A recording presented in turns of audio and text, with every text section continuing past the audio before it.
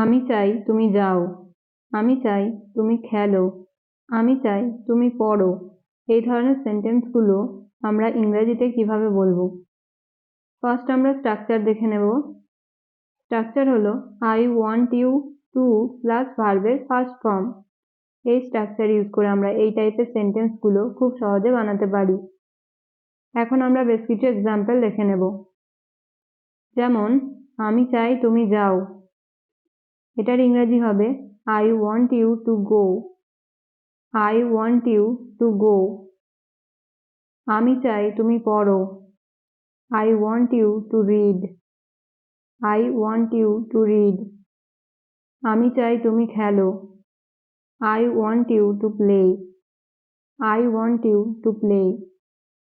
আমি চাই তুমি খাও, I want you to eat, I want you to it.